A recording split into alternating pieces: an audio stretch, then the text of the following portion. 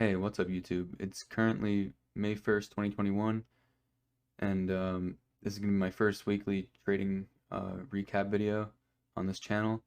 The purpose of this channel is just to track my progress throughout my trading career and to just be a vault of something I can go back to and refer back to in the future. But since this is my first video, I just want to get started by giving a little bit of background info on how I really got into trading. July 2020, I stumbled across a Timothy Sykes ad, and it immediately caught my attention. And I was kind of half in, half out. Didn't really take it that seriously. I was just kind of interested by it. I'd watch all the YouTube videos that he posted, all of the free content that I could find, and then I think a couple months later, it was probably September. Yeah, probably around September, I saw the boot camp he did with Matthew Monaco, and I thought that was a really good deal. It was the first time I decided to invest any capital into my education. At the time, when you're beginning like this and something like this, it's kind of a whirlwind and you're not really sure of anything. But what I found is as I've gone back through it again, each time, you learn new things, but you also retain the information better each time around. And it gets more and more interesting every time, which is kind of opposite of what you'd probably expect.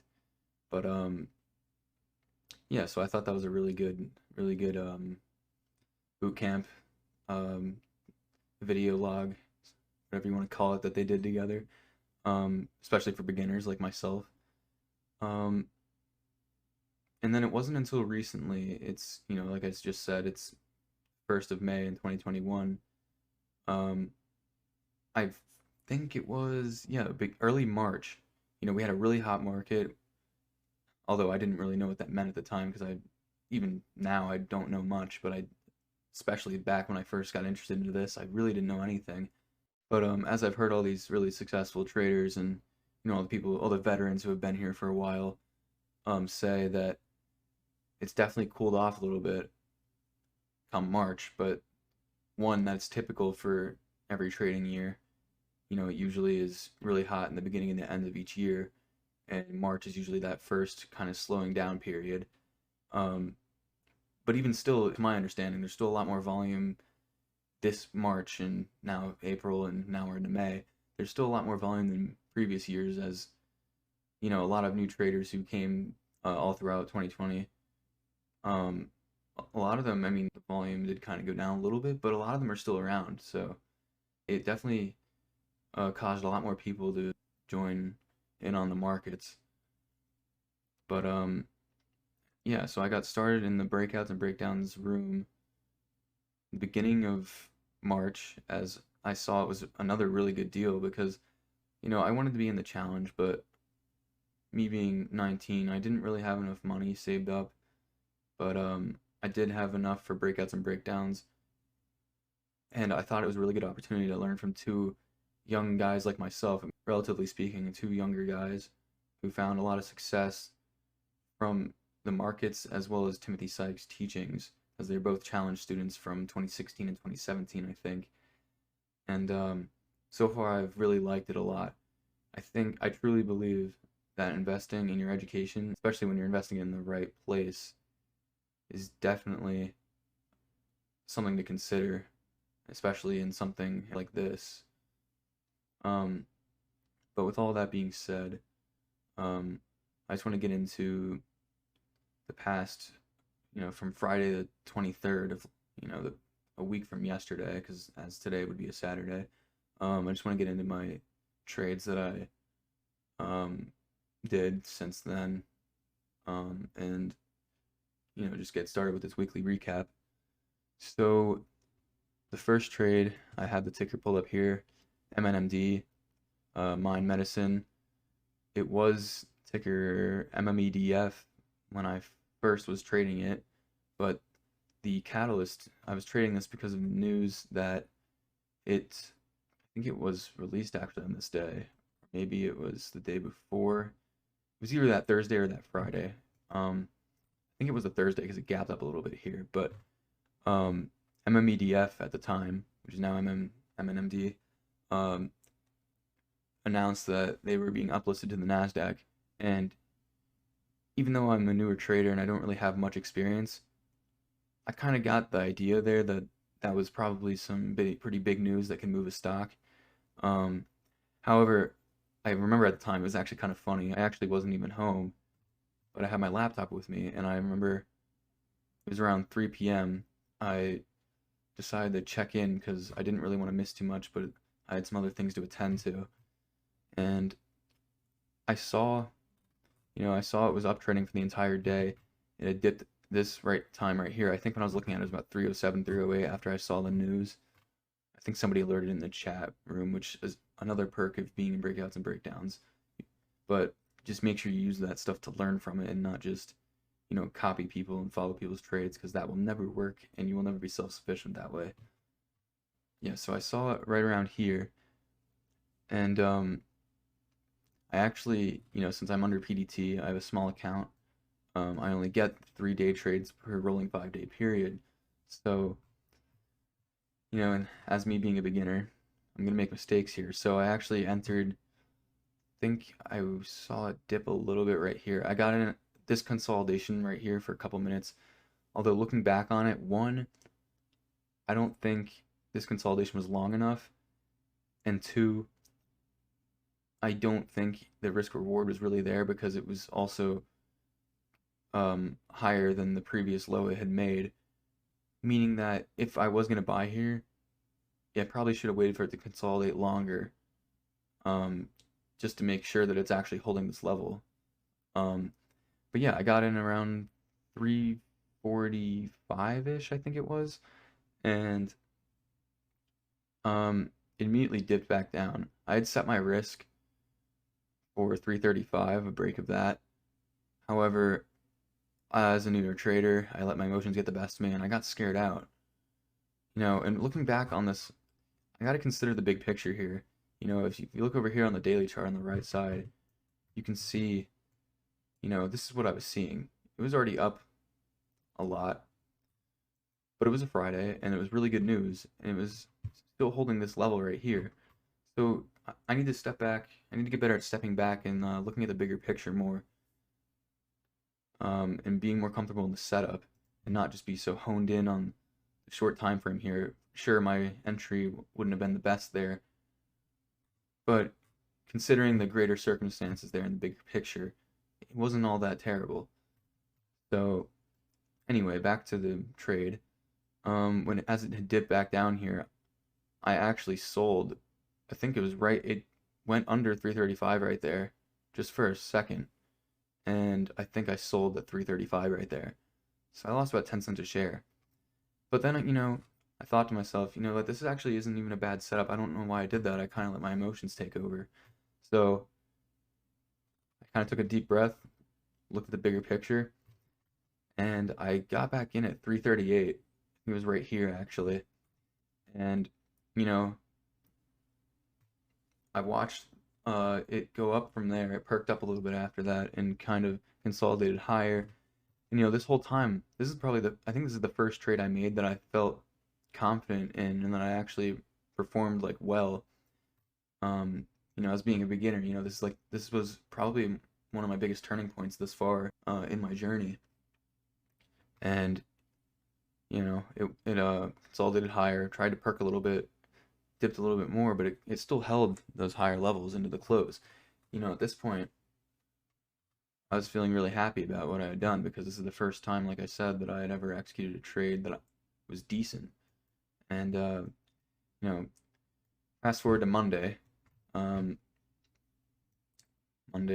the 26th. This is where things got a little bit shaky. I remember looking pre-market at about 8 o'clock, 8:30. I saw it kind of perking here, and then I actually was pushing higher, and I knew it was going to gap up when I saw the action up here.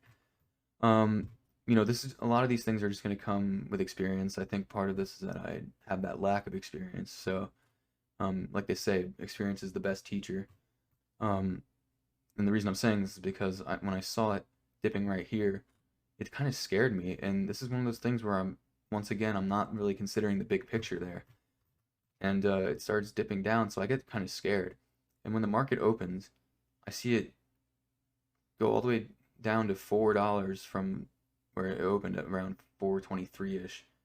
And I was scared at that point, but in hindsight, and to use this for next time, this is only the first minute.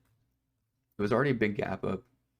Had a really good day yesterday, had really good news, and I should have just taken the bigger picture. And what ended up happening was I had sold as soon as it came back. When, in hindsight, and what a lot of experienced traders probably would have done.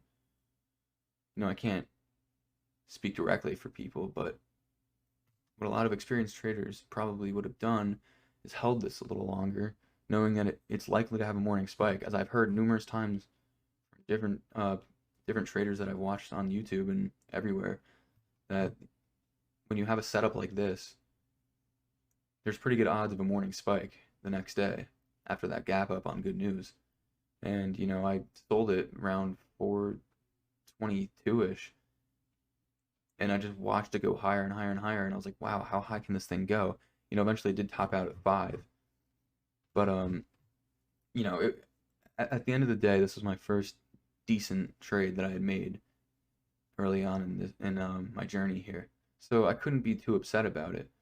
But what I can do is look at what I can do better for next time, which is definitely make sure that I recognize the bigger picture, and the execution on the next day can definitely be improved for next time, giving it more than just 1 minute. Unless this is some type of extreme panic, I don't really see a reason why I should have sold there, other than me just being inexperienced, being emotional, and not trusting the setup. But overall, yep, it was a decent trade. So now I'll be going on to the next one. So the next trade I want to talk about is on RETC on the 26th of April. Looking back on this is going to sound really bad, but I honestly don't even know why I took this. I mean, it was clearly a chase. And to make things even worse, I think I got it at 0.0101, which was basically the top. I'm pretty sure I got in right here, and I was going to try to risk right off of the 0.09 level, and it broke right here, and that's where I sold, which, in hindsight, this trade should have never been made in the first place, and I was just trying to chase strength. Just a beginner mistake, really. You shouldn't really chase the stock that's up this much in a day like that, especially on these low-priced OTCs like this. Not really much else I can say here, so on to the next trade. The next one here is on SPZI, which, this actually was not a bad trade. It was just a trade I planned, an idea here, but just executed poorly. But I remember I looked at my screener, actually, and that's how I came across this stock. It was on Thursday, this day right here, and I think when I first looked at it, it had already been up this much right here, and this little pullback right here with very low volatility right here is where I first saw it. It was right, I remember it was right along VWAP, and that's when I first saw it. And the reason I was even interested in this chart, first of all, is this is a bad wick right here, but this is relatively new, or this ticker, and doesn't have much of a history.